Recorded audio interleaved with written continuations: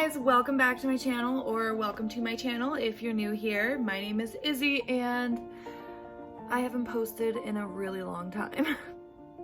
So basically I started by posting pregnancy updates, and long story short, I got real pregnant and then had my baby early, and I didn't get to film my last pregnancy update, and now he's 2 months old and I'm still sitting here kicking myself for not filming it. I went back in my notes and looked at all of the symptoms that I was having, and I saw a lot of stuff that I had already forgotten about. So because of that, I'm gonna do my third trimester pregnancy update here for you today. Even though I'm no longer pregnant at all. Okay, I can show you, there's proof. This is my postpartum belly. So I do have this book here where I have each week written down. So we'll just start where we left off in the last one, which was week 22. So during week 22, I had a lot of movement and I started to feel him bump things off of my belly. And I also started to notice some little blue and purple veins underneath just like the surface of my skin on my legs and my stomach. I still have those now, just from a postpartum perspective. They're not gonna go away ever. They're here. Week 23, I started getting what I guess would be described as lightning crotch. So I started getting lightning crotch. So basically it was like a sharp jabbing pain that would only last a couple seconds, but it was like shooting in my like pelvic area. So that was fun. And then I started getting backaches, as well as feeling harder kicks, and I started throwing up again randomly just a couple times through this week. Week 24, I had nosebleeds, which was a common symptom through my entire pregnancy, acid reflux, and oh, this is the week that I threw up blood. So I got to a point where I was throwing up from the previous week, so much that my throat got raw and I started throwing up blood. I freaked out and called my midwives, but it was just, from what we could kind of collect, it was just my throat was raw and bleeding. I also started noticing a lot more broken blood vessels from throwing up, so like all over my face and my chest. They're not on my chest too much anymore, but I still have remnants of some. I'm just gonna take this opportunity here to throw the disclaimer in that I might say stuff that's a little TMI. I mean, I'm talking about pregnancy and all the wonderful stuff that comes with it. Yeah, so if you can't stomach that, then maybe come back for my next video. It won't be so graphic, hopefully. All right, so during week 24, my hemorrhoids also got irritated. They just kind of came back. Like they went away for a little bit and then they just kind of came back. Week 25, I noticed that my skin started getting itchy. Whenever I noticed that, I would put lotion on, which if you are experiencing those symptoms and you're pregnant and like your skin's getting itchy, I would definitely put lotion on immediately, because that is a good sign that your skin is stretching. I mean, who wants stretch marks if you can prevent them? I also wrote down in week 25 that I had a weird vivid dream, but I don't remember what it was, but it was weird enough for me to write down that I had a weird dream, so apparently it was pretty intense. During week 25, I was also diagnosed anemic. So this is where I kept getting broken blood vessels, and I was weak, and just I had a whole bunch of different symptoms, but this is the week that I was actually officially diagnosed as anemic, which is pretty common in pregnancy. Scout, we're not doing that right now. She just walks in here with her toy. Week 26, I started getting really bad acid reflux and heartburn, especially at night, and I started drinking an iron supplement drink, which was really gross, and I don't know if it really helped too much, but I did it.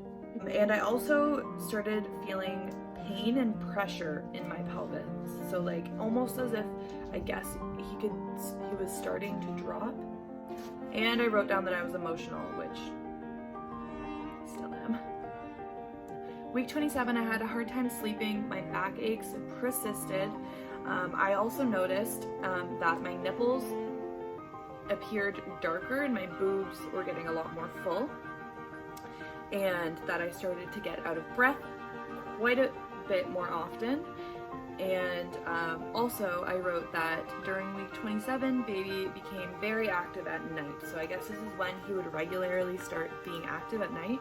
So week 28, I recorded that I was very uncomfortable at night. I started waking up at 4 a.m. again, which I was doing in the beginning of my pregnancy. So 4 a.m. seemed to be a pretty common trend.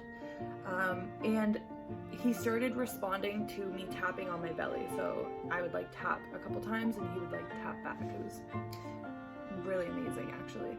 I noticed my hips started to feel sore and stiff after sleeping, as if like if you stay in one position for too long, you get too like stiff.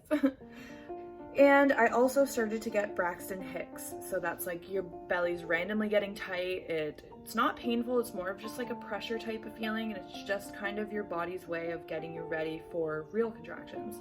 So it was around week 28 where I started getting those. They would come on more often if I was active. So if I had just went for a walk, or if I was doing laundry or whatever, they would come on more often. In week 29, his movements started moving my entire belly. So he would like flip and my whole like torso would move without me moving it.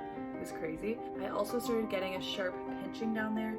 I'm not sure if that's kind of hand in hand with the lightning crotch or what, but I wrote it down. And I also got more nosebleeds this week and a different type of discharge. So this might be a little gross or TMI, but obviously you have different types of discharge even through your regular month-to-month life when you're not pregnant. But yeah, I just noticed that during week 29 there was a lot of like gushy fluid discharge, but it wasn't consistent. It wasn't, I said gushy, but it wasn't gushing out. It was just, yeah, moving on. So week 30, I was getting a lot more Braxton Hicks. I started to feel movement way down low, so this was kind of a sign to me that he was at least starting to drop if he hadn't already. Along with feeling movements a lot lower, my pelvis started to feel bruised. I also got a 4D ultrasound this week. Okay, so we have Mr. Fussy. He just woke up from his nap, so I'm gonna try to get through the rest of this video with him here.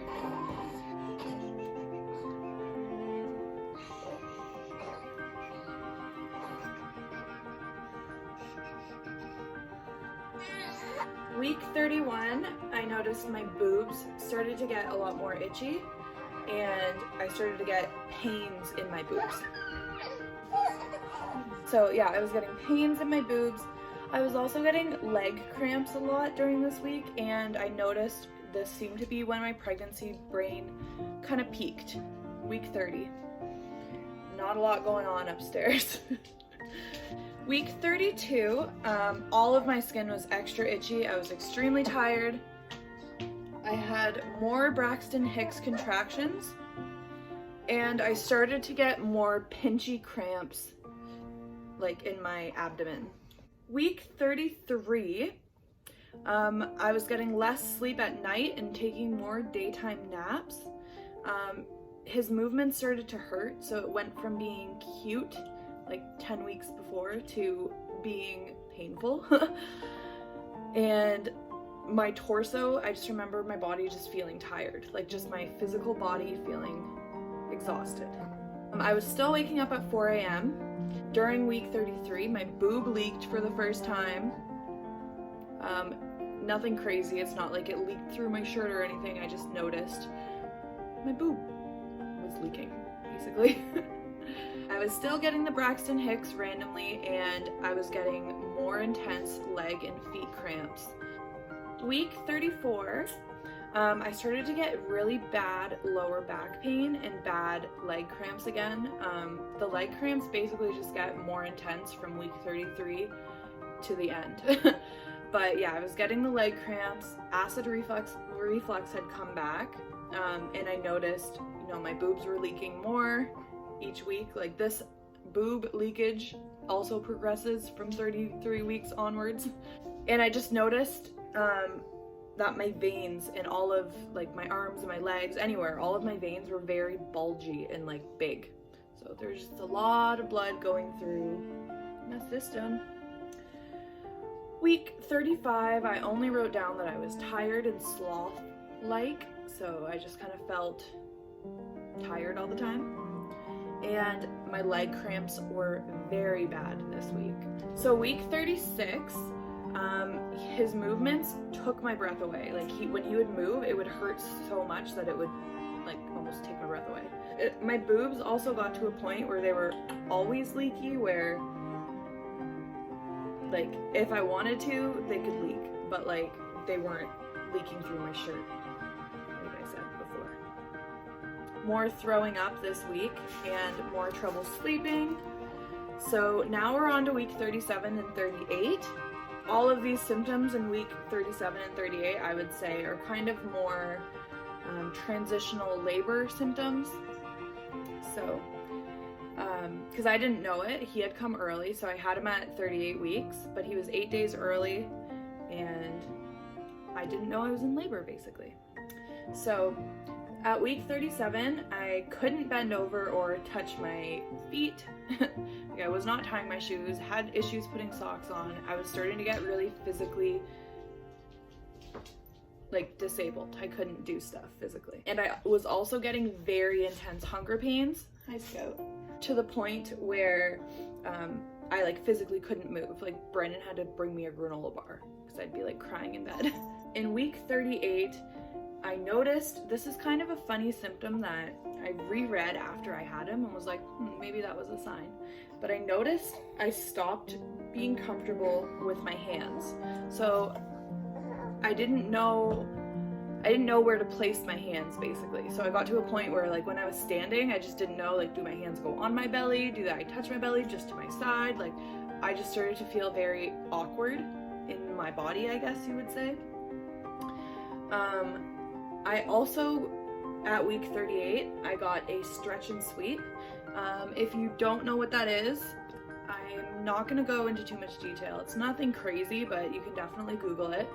But it's just something that tends to initiate labor.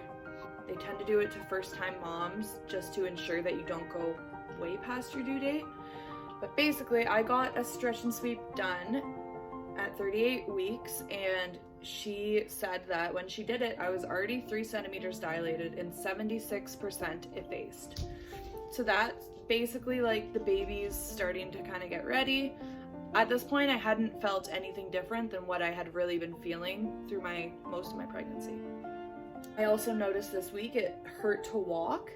I started getting vision streaks, so if I I don't know how to explain it other than like visual like hallucinations. Like I was seeing streaks of stuff where there wasn't streaks of things. You okay? And then the last symptom that I wrote down for all of my pregnancy, the very last symptom, was bad back aches. It's crazy, you've got bad back aches. He's listening to me talk. So that's actually where I'm gonna leave you guys today with this video. Sorry, he's just staring at me. He's the cutest thing. My next video, I am going to talk all about my labor experience, what happened, how it played out, and I'm also going to throw in some essentials that I brought to the hospital. I was gonna do a what's in my hospital bag, but I'm not gonna like make a big video about my hospital bag because we were only there for like 24 hours and I didn't use most of the stuff in there. So I hope you liked this video, and if you're not already, make sure that you're subscribed to my channel so that you get notified when that video does come out. Yeah, I'm gonna go feed this little guy.